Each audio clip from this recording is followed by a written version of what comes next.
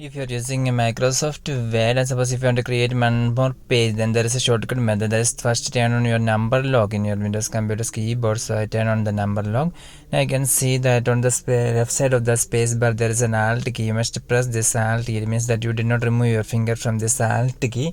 You must press and hold this Alt key. At the same time, you must type here this area. You must type 012. Okay, I'll show you. So after opening your MS Office Word document, then you can try this. So you must type a 012. After typing 012, you can release your finger from this Alt key. Okay, now I release the finger. So if you do like that, then you can see this, that is